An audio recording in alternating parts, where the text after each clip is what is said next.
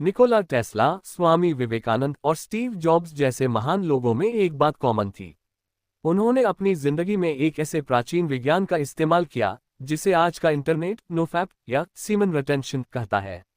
लेकिन क्या ये सिर्फ इंटरनेट का कोई नया ट्रेंड है, या फिर इसके पीछे हजारों साल पुराना कोई क्वांटम और बायोलॉजिकल विज्ञान छिपा है? आजकल लोग बात करते हैं कि सीमन रिटेंशन से सुपर पावर्स मिल जाती हैं, जैसे लेजर फोकस, ग्लोइंग स्किन और गजब का कॉन्फिडेंस। लेकिन 99% लोग इसे कुछ दिन आजमाते हैं और फिर फेल हो जाते हैं। क्यों? क्योंकि वो इसे सिर्फ एक चैलेंज समझते हैं, साधना नहीं। आज हम जानेंगे ब्रह्मचर्य का असली विज्ञान और कैसे यह आपके दिमाग के न्यूरॉन्स से लेकर आपके डीएनए तक को बदल कर रख देता है। आज की जनरेशन सबसे ज्यादा थकी हुई और डिप्रेस्ड क्यों है? इसका सबसे बड़ा कारण है सस्ता डोपामाइन। जब भी आप स्क्रीन पर कुछ ऐसा देखते हैं जो आपकी वासना को बढ़ाता है, तो आपके दिमाग में डोपामाइन का एक ब्लास्ट होता है। प्रकृति ने सेक्सुअल एनर्जी इंसान को इसलिए दी थी ताकि वह एक नए जीवन का निर्माण कर सके। इस काम में शरीर की सबसे ज्यादा ऊर्जा लगती है। लेकिन जब आप इस ऊर्जा को हर दूसरे दिन सिर्फ एक स्क्रीन को देखकर बर्बाद कर देते हैं, तो आपका दिमाग सर्वाइवल मोड में चला जाता है। आपके एंड्रोजन रिसेप्टर्स जो टेस्टोस्टेरोन को सोखते हैं, सुन्न हो जाते हैं। नतीजा, ब्रेन फॉग, दिमाग का सुन्न होना, आलस, कॉन्फिडेंस की कमी और सोशल एंग्जाइटी।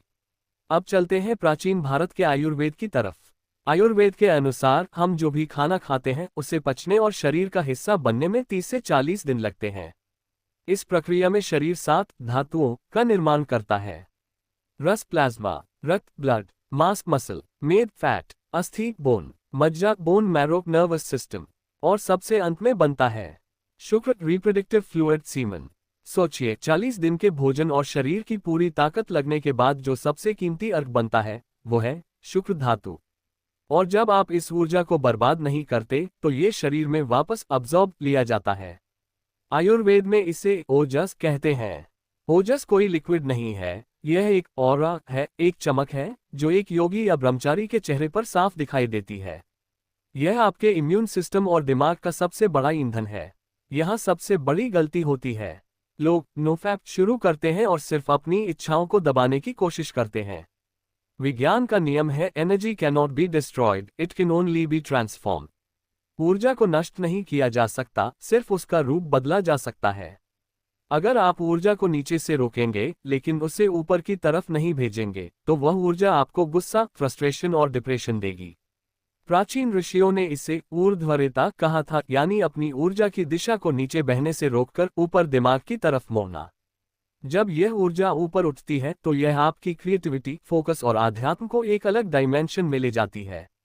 तो इस ऊर्जा को ट्रांसम्यूट कैसे करें? यहाँ है 3 वैज्ञानिक साधनाएं। स्टेप 1, शारीरिक मेहनत। आपके अंदर एक ज्वालामुखी बन रहा है, उसे फटने के लिए कोई जगह चाहिए। भारी वर्कआउट, मार्शल आर्ट्स या रनिंग करें।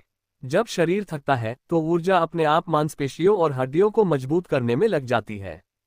स्टेप 2, मूल बंध और अश्विनी मुद्रा। योग में मूल बंध का इस्तेमाल होता है। ये पेल्विक फ्लो मसल्स को सिकोड़ने की प्रक्रिया है। जब आप सांस अंदर लेकर इन मसल्स को ऊपर की तरफ खींचते हैं तो नीचे रुकी हुई प्राण ऊर्जा आपकी रीढ़ की हड्डी से होती हुई दिमाग तक पहुंचने लगती है। Step 3, digital fasting. अगर आप फिजिकली रुक गए हैं लेकिन दिमाग में लगातार वासना चल रही है, तो आप वीर्य रक्षा नहीं कर रहे हैं। सोशल मीडिया के उन सभी ट्रिगर्स को अनफॉलो करें जो आपके डोपामाइन को स्पाइक करते हैं। जो आप देखते हैं वही आप सोचते हैं। वीर्य रक्षा सिर्फ एक प्रैक्टिस नहीं है, यह एक लाइफस्टाइल है। यह एक आम इंसान से सुपर ह्यूमन बनने की यात्रा है। जब आप उस ऊर्जा को बचाते हैं जो एक नया इंसान पैदा कर सकती है, तो सोचिए कि वो ऊर्जा आपकी जिंदगी में क्या क्या निर्माण नहीं कर सकती। क्या आप इस ऊर्ध्वरेता साधना को आजमाने के लिए तैयार हैं? कमेंट्स में हर हर महादेव लिखें और इस वीडियो को अपने दोस्तों के साथ जरूर शेयर करें। सब्सक्राइब करना ना भूलें।